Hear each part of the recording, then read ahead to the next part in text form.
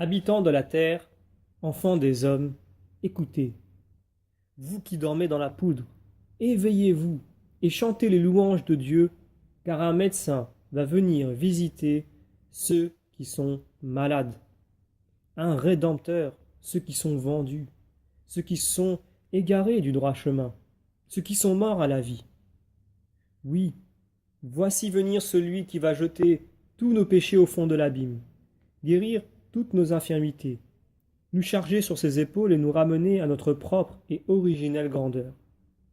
Sa puissance est grande, mais sa miséricorde est plus admirable encore, puisque celui qui pouvait nous secourir a daigné venir comme il l'a fait. Aujourd'hui, dit l'auteur sacré, aujourd'hui même le Seigneur va venir. Ces paroles se trouvent à leur place et dans leur temps, dans la Sainte Écriture. Mais l'Église, notre mère, a pu les entendre de la veille de la naissance du Seigneur. L'Église, dis-je, que son époux et son Dieu assistent de ses conseils et de son esprit, sur le sein de laquelle le bien-aimé aime à se reposer, qu'il possède uniquement et dont il s'est fait un trône pour son cœur. On peut dire en effet qu'elle l'a blessé au cœur et qu'elle plonge l'œil de sa contemplation jusqu'au plus profond abîme des secrets de Dieu, en sorte qu'elle lui fait dans son propre cœur et se prépare à elle-même, dans le cœur de son époux, une demeure éternelle. Aussi, quand il lui arrive de changer de place ou de sens, les paroles de la Sainte Écriture, l'emploi qu'elle en fait est préférable au sens et à l'ordre primitif du texte sacré. Peut-être même est-il permis de dire que son sens l'emporte sur le sens littéral, autant que la vérité l'emporte sur les figures, la lumière sur l'ombre, la maîtresse sur la servante. Vous saurez donc qu'aujourd'hui, aujourd'hui même, le Seigneur va venir. À mon avis, ces paroles nous donnent bien clairement l'idée de deux sortes de jours. Le premier a commencé à la chute du premier homme et se continue jusqu'à la fin du monde. C'est le jour que les saints sont souvent chargés de leur malédiction. C'est qu'en effet, Adam a été chassé par ce jour du jour de splendide lumière dans lequel il avait été créé. Et, précipité dans le triste réduit des choses de ce monde, il s'est trouvé au milieu d'un jour ténébreux et presque privé de tous les rayons de la vérité. Nous venons tous au monde dans ce jour-là, qui ne mériterait même point le nom de jour, mais plutôt de nuit, si l'infatigable miséricorde de Dieu ne nous avait point laissé la lumière de la raison comme une faible étincelle. Le second jour sera celui des saints pendant d'interminables éternités, alors que se lèvera ce demain d'une infinie sérénité, ce demain qui n'est autre que la miséricorde qui nous a été promise, lorsque la mort sera vaincue dans sa propre victoire. Quant à la place des ombres et des ténèbres, on ne verra plus partout, en haut et en bas, au dedans et au dehors, qu'une splendide et véritable lumière. Ainsi, un saint a-t-il dit, « Faites-moi sentir ce matin même votre miséricorde. » Et, dès le matin, nous avons été comblés de votre miséricorde. Mais revenons à notre jour à nous, à ce jour qui est comparé à une veille de la nuit, à cause de sa brièveté, et que l'organe ordinaire du Saint-Esprit appelle un rien, un néant, quand il s'écrit « Nos jours se sont évanouis ». Mes jours se sont évanouis comme la fumée de l'air, dans l'air. Nos jours ont passé comme une ombre. Nous lisons ces passages dans le livre des psaumes. Tous les jours de ma vie sont un petit nombre et bien mauvais, s'écriait le saint patriarche qui avait vu Dieu face à face et s'était entretenu familièrement avec lui. Or, dans ce jour, Dieu donne à l'homme la raison, il lui laisse l'intelligence, mais il faut qu'au sortir de ce monde, il l'illumine lui-même de la lumière de la science. Car s'il sortait dans l'obscurité complète de la prison où il habite maintenant, et des ombres de la mort, il ne pourrait plus être éclairé de toute l'éternité. Voilà pourquoi le Fils unique de Dieu, le soleil de justice, tel qu'un flambeau d'une lumière aussi répandue qu'éclatante, a été allumé et projette sa lumière dans la prison de ce monde. Maintenant, tous ceux qui veulent être éclairés doivent s'approcher de lui, se réunir à lui et ne permettre que rien ne se place entre eux et lui. Or, ce qui peut nous séparer de Dieu, ce sont nos péchés, qu'ils disparaissent, et nous sommes éclairés de la vraie lumière. Nous nous rapprochons tellement d'elle que nous ne devons plus faire qu'un corps avec elle. Ainsi, rapproche-t-on sans intermédiaire étranger un flambeau éteint de celui qui brûle encore pour le rallumer. Cet exemple tiré des choses visibles nous donne une idée de ce qui se passe dans le monde, des choses invisibles. Suivons donc le conseil du prophète. Allumons-nous le flambeau de la science à cet astre si grand et si brillant, avant de sortir des ténèbres de ce monde, de peur que nous ne passions des ténèbres aux ténèbres, mais à des ténèbres éternelles. Mais de quelle science parlais-je? De celle qui consiste à savoir que le Seigneur viendra, quoique nous ne puissions savoir quand il viendra. Voilà tout ce qui nous est demandé. Vous me direz peut-être que tout le monde aujourd'hui a cette science-là. Quel homme, en effet, ne fût-il même chrétien que de nom, ignore que le Seigneur doit venir un jour et qu'il viendra en effet pour juger les vivants et les morts, et rendre à chacun selon ses œuvres? Non, mes frères, tout le monde ne sait point cela. Ce n'est même su que de peu d'hommes, puisqu'il y en a si peu de sauvés. Pensez-vous par exemple que ceux qui sont heureux quand ils ont mal fait et se réjouissent des pires choses sachent ou se rappellent qu'un jour le Seigneur viendra? S'ils l'affirmaient eux-mêmes, gardez-vous de les croire, car celui qui dit qu'il le connaît et ne garde point ses commandements est un menteur, dit l'apôtre. Ils font profession, dit saint Paul, de connaître Dieu, mais ils le renoncent par leurs œuvres. Attendu, continue saint Jacques, que la foi sans les œuvres est une foi morte. En effet, ils ne se souilleraient point de tant d'impureté s'ils savaient que le Seigneur doit venir et s'ils redoutaient sa venue. Au contraire, ils veilleraient sur eux et ne laisseraient pas le mal faire de tels ravages dans leurs âmes. Or, cette science, au premier degré, opère dans l'âme un sentiment de pénitence et de douleur qui change les rires en pleurs, les chants en gémissements, la joie en tristesse, et fait que tout ce qui vous plaisait le plus auparavant commence à vous déplaire, et que tout ce dont vous aviez d'abord le plus d'horreur commence à avoir des charmes pour vous. Il est écrit en effet, plus on a de science, et plus on a de peine. Ecclésiaste chapitre 1. La conséquence de la sainte et vraie science est donc la douleur. Au second degré, elle opère la correction en tant que vous cessez, à ce degré de science, de faire servir vos membres à l'iniquité.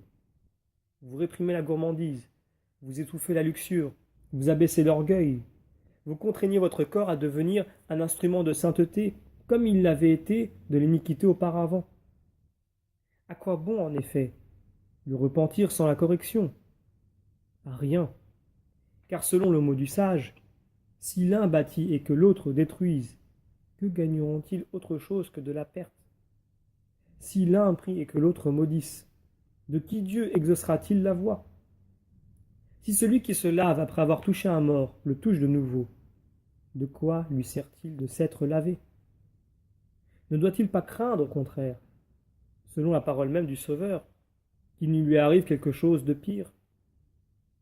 Mais comme on ne peut se tenir dans ces deux degrés pendant bien longtemps, si l'esprit est dans une vigilance et une circonspection continuelle, il s'ensuit que la science, au troisième degré, produit la sollicitude et fait que l'homme commence à marcher avec ce sentiment inquiet avec son Dieu, exclut toute chose en tous sens, dans la crainte de choquer, même dans les moindres choses, les regards de sa redoutable majesté. Ainsi, le repentir l'enflamme, la correction le brûle, la sollicitude l'éclaire, en sorte qu'il est un homme nouveau aussi bien à l'extérieur qu'à l'intérieur. Mais alors, il commence à respirer un peu des tribulations et de la douleur que les péchés lui ont causées. Une joie spirituelle tempère l'excès de sa crainte et l'empêche de succomber à la tristesse, à la pensée de l'énormité de ses fautes. Aussi d'un côté, s'il craint son juge, de l'autre il espère en son sauveur. Et lorsque la crainte et la joie marchent au-devant l'une de l'autre dans son cœur, elles finissent par se rencontrer. S'il arrive encore que la crainte soit plus forte que la joie, souvent aussi la joie triomphe de la crainte et l'enferme dans ses prisons secrètes. Heureuse la conscience où ces deux sentiments se livrent sans relâche cette sorte de combat, jusqu'à ce qui est mortel soit absorbé par la vie, que ce qui reste de crainte s'évanouisse et cède la place à la joie, ce qui est la perfection même, car sa crainte ne saurait être éternelle, tandis que sa joie le sera. Mais pour être ainsi allumée et éclairée, elle ne doit pas encore se croire dans la maison où l'on a coutume de porter des flambeaux allumés, sans craindre le souffle des vents. Il faut qu'elle se rappelle qu'elle est toujours en plein air, qu'elle s'applique à protéger de ses deux mains la lumière qu'elle porte et qu'elle se défie des vents, lors même que l'air lui semble tranquille, car il peut changer tout à coup, à l'heure où elle y pensera le moins, et si elle cesse un seul instant d'être sur ses gardes, elle verra sa lumière éteinte. S'il lui arrive, dans l'ardeur de sa marche, de se brûler les mains, comme il arrive quelquefois qu'elle supporte la douleur plutôt que de les éloigner de la flamme qu'elle protège, car en un instant, en un clin d'œil, elle peut être soufflée. Ah, si nous étions déjà dans cette demeure qui n'est point faite de main d'homme, dans la demeure éternelle du ciel où nul ennemi ne peut entrer et dont aucun ami ne peut sortir, il n'y aurait rien à craindre. Et maintenant nous sommes exposés au souffle des trois vents les plus mauvais et les plus forts, au vent de la chair, du diable et du monde, qui ont conjuré ensemble d'éteindre la lumière de notre conscience, en soufflant dans nos cœurs de mauvais désirs et de mouvements déréglés, et de soulever tout à coup en nous une telle tourmente que nous ne puissions plus distinguer ni d'où nous venons, ni où nous allons. Deux de ces vents contraires cessent quelquefois de souffler, mais personne n'a jamais obtenu de trêve du troisième. Voilà pourquoi je vous dis que nous devons protéger notre âme des deux mains de notre cœur et de notre corps, de peur que le flambeau qui est enfin allumé ne vienne à s'éteindre. Il ne faut ni céder à la tempête, ni reculer devant elle, quand le souffle des passions ébranle trop violemment le double état de l'homme. Mais il faut nous écrier avec un sein, mon âme est toujours entre mes mains. Oui, mieux vaut nous brûler les mains que de céder à l'orage. Et de même qu'on ne peut facilement oublier ce qu'on porte dans ses mains, ainsi nous ne saurions oublier l'affaire de nos âmes et le soin qu'elles réclament de nous. Doit être la principale affaire de nos cœurs.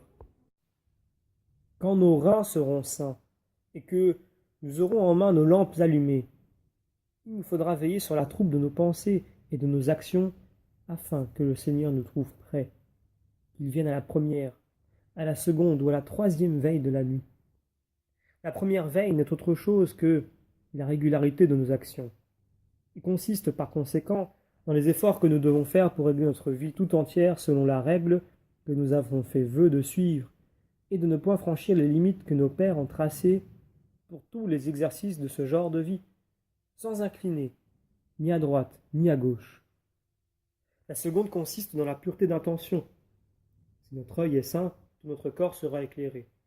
Par conséquent, il faut que nous fassions toutes nos actions pour Dieu et que la grâce que nous recevons retourne à sa source pour en revenir de nouveau. Enfin, la troisième veille consiste à conserver l'union et à nous faire préférer, quand nous sommes dans une congrégation, la volonté des autres à la nôtre, en sorte que nous vivions avec tous nos frères, non seulement sans division, mais encore en bonne intelligence, nous supportant tous mutuellement et priant les uns pour les autres, de façon qu'on puisse dire de chacun de nous, c'est un véritable ami de ses frères et du peuple d'Israël. C'en est un qui prie beaucoup pour son peuple et pour toute la cité sainte. Voilà donc comment ce jour-là, la venue du Fils unique de Dieu allume en nous le flambeau de la véritable science, de ce savoir qui nous apprend que le Seigneur doit venir et qui est le fondement inébranlable et perpétuel de nos mœurs. Et demain matin, dit l'écrivain sacré, vous verrez sa gloire. Oh, quel matin, Auquel jour meilleur dans les parvis du Seigneur que 1000 autres passés ailleurs? Quand verrons-nous ce mois succéder au mois, ce Shabbat succéder au Shabbat, la splendeur de la lumière et l'ardeur de la charité éclairer les habitants de la terre jusque dans ces sublimes merveilles? Qui osera, je ne dis pas présumer assez de ses forces pour en parler, mais même pour y penser seulement? Mais en attendant, mes frères, édifiez notre foi de manière à pouvoir, du moins contempler quelque peu les merveilles qui s'accomplissent pour nous sur la terre, s'il ne doit pas nous être donné de voir dès maintenant celles qui nous sont réservées dans les cieux. Or, la toute-puissante majesté de Dieu a fait 3 choses, 3 mélanges, en prenant notre chair, mais 3 choses si uniquement admirables et si admirablement uniques, qu'il ne s'est jamais fait et ne se fera jamais plus rien de semblable sur la terre. En effet, on a vu s'unir étroitement ensemble Dieu et l'homme, la maternité et la virginité, la foi et un cœur d'homme. Ces mélanges sont admirables, mais ce qui dépasse toute merveille, c'est de voir comment des choses si diverses, si opposées entre elles, ont pu se réunir l'une à l'autre. Et d'abord, considérez la création, la position et la disposition des choses. Quelle puissance a éclaté dans la création, quelle sagesse dans la disposition, quelle bonté dans la composition. Dans la création, vous voyez combien grandes et nombreuses sont les choses créées par la puissance, dans la position avec quelle sagesse elles ont été disposées, et dans la composition avec quelle bonté les choses les plus élevées ont été unies aux choses les plus humbles par les liens d'une si aimable et si admirable charité. En effet, au limon de la terre, il a uni, dans les arbres par exemple, une force vitale qui donne la beauté au feuillage, l'éclat aux fleurs, la saveur et la propriété médicinale aux fruits. C'est peu. Le Créateur a mis dans notre limon une autre force encore, la force sensible qu'on voit dans les animaux qui, non seulement ont la vie, mais encore sont doués de sensibilité, dont le siège repose dans 5 organes différents.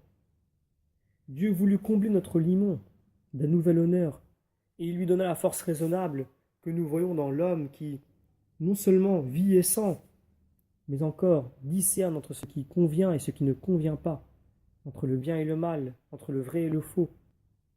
Il voulut après cela élever notre bassesse à de plus hautes destinées encore, et sa grandeur se fit petite afin d'unir à notre limon ce qu'il y a de plus grand en lui, c'est-à-dire lui-même, et de ne plus faire qu'une seule et même personne de Dieu et de notre être debout, d'une si grande majesté et d'un pareil néant, d'une telle grandeur et d'une semblable bassesse. En effet, il n'y a rien au-dessus de Dieu, ni au-dessous de la boue. Et pourtant, Dieu daigna si bien descendre dans cette boue, et cette boue se trouva élevée si haut vers Dieu, que tout ce que Dieu fit de notre limon, la foi nous dit que c'est notre limon même qui l'a fait. Tout ce que notre limon a souffert, nous disons que c'est Dieu même qui l'a enduré en lui, par un mystère non moins ineffable qu'incompréhensible. Mais remarquez encore que, de même que dans cette unique divinité subsiste la trinité des personnes, en même temps que l'unité de substance, au sud de ce mélange tout particulier, il y a trinité de substance et unité de personnes. Si dans l'une, les 3 personnes ne détruisent point l'unité, de même que l'unité ne fait point disparaître la trinité, ainsi, dans le mélange dont nous parlons, l'unité de personnes n'est point la confusion des substances, non plus que le nombre des substances n'empêche point l'unité de personnes. Voilà l'œuvre admirable, l'œuvre unique, entre toutes et qui les dépasse toutes, que la suprême Trinité nous a montrée. Cette Trinité, où le Verbe de Dieu, l'âme et le corps, forment une seule personne. Ces 3 ne font qu'un, et c'est un fait 3, sans confusion de substance, mais par l'unité de personne. Voilà le premier et surexcellent mélange. Il est le premier des 3. Mais, ô homme, n'oublie pas que tu n'es que boue, et ne te laisse point aller à l'orgueil. Que tu es uni à Dieu, ne te montre point ingrat. Le second mélange est celui d'une Vierge mère. Il est admirable et sans exemple. Jamais on n'a entendu parler d'une Vierge qui fut mère et d'une mère qui fut vierge. Jamais dans le cours ordinaire des choses, la virginité ne se rencontre là où est la fécondité, ni la fécondité là où se trouve la virginité. Il n'y a que dans ce mélange que la virginité et la fécondité se sont rencontrées. Là seulement, s'est fait ce qui ne s'était jamais vu auparavant, et ce ne se renouvellera plus jamais dans la suite. Car ce mélange est sans exemple avant lui et ne se répétera plus. Le troisième mélange est celui de la foi et du cœur de l'homme. Il est sans doute bien inférieur aux deux premiers mélanges, mais peut-être n'est-il pas moins fort.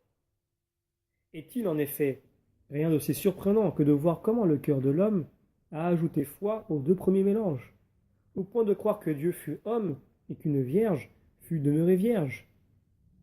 De même que le fer et l'argile ne peuvent s'unir, ainsi ces deux choses ne peuvent se fondre en une si l'esprit même de Dieu en fait le mélange. Faut-il donc croire que celui qui est déposé dans une crèche, qui vagit dans les langes et ressent les mêmes nécessités que les autres enfants, qui est flagellé, conspué, crucifié, mis dans un sépulcre et renfermé entre deux pierres, soit le Dieu grand et immense? Sera-ce une vierge que cette femme qui allait son enfant et dont un mari partage la couche et la table, qui l'accompagne lorsqu'il va en Égypte et quand elle en revient et fait seule avec elle un voyage si long et si solitaire? Comment a-t-on pu faire croire cela aux hommes, le faire accepter de l'univers entier? Et pourtant, cela s'est cru avec une telle facilité et une telle force que moi-même je me sens porté à le croire, à cause de la multitude de ceux qui le croient. Des jeunes gens et des jeunes filles, des vieillards et des enfants ont préféré souffrir 1000 morts plutôt que de douter un seul instant de ces merveilles. Oui, le premier mélange est excellent, mais le second l'est davantage, et le troisième l'est bien plus encore. Le premier, l'oreille l'a entendu, mais l'œil ne l'a point vu. En effet, on a entendu prêcher et on a su, d'un bout du monde à l'autre, ce grand mystère d'amour. Mais l'œil de l'homme n'a point vu. Il n'y a que vous, ô mon Dieu, qui ayez vu comment vous vous êtes unis à un corps semblable au nôtre dans l'étroit espace du sein d'une vierge. Quant au second mélange, l'œil de l'homme l'a vu, car cette reine unique, qui conservait soigneusement le souvenir de toutes ces merveilles et les repassait dans son cœur, sut qu'elle était en même temps vierge et féconde. Et Joseph, qui ne fut pas moins le témoin que le gardien d'une telle virginité, en eut aussi connaissance. Enfin, le troisième a trouvé place dans le cœur de l'homme qui a cru ce qui a été fait comme il a été fait, qui tient pour certain et croit très fermement, non paraît qu'il l'ait vu, mais parce qu'il l'a entendu prêcher, ce qui s'est fait et lui a été annoncé. Or, vous voyez dans le premier mélange ce que Dieu vous a donné, dans le second, par quel moyen il vous l'a donné, et dans le troisième, pour quel motif il vous l'a donné. Il vous a donné le Christ par Marie, pour vous guérir. Dans le premier mélange est un remède, un cataplasme fait de Dieu et de l'homme pour guérir toutes nos infirmités. Ces deux espèces se sont trouvées mélangées dans le sein de la Vierge, comme dans un mortier. Le Saint-Esprit fut le pilon qui les mêla avec douceur. Mais, comme tu étais indigne, ô homme, de le recevoir directement, il fut donné à Marie, afin que tu reçus d'elle tout ce que tu peux avoir. Et Marie, en tant qu'elle est mère, a donné pour toi le jour à Dieu, et en tant qu'elle est vierge, elle a mérité d'être exaucée dans ta cause, dans la cause du genre humain tout entier. Si elle n'était que mère, il lui suffirait d'être sauvée en mettant des enfants au monde. Si elle n'était que vierge, elle se suffirait à elle-même ainsi. Mais le fruit béni de ses entrailles ne serait point le prix du genre humain. Ainsi, dans le premier mélange se trouve le remède, dans le second il nous est appliqué, car Dieu a voulu que nous n'eussions rien qui ne nous vint par Marie.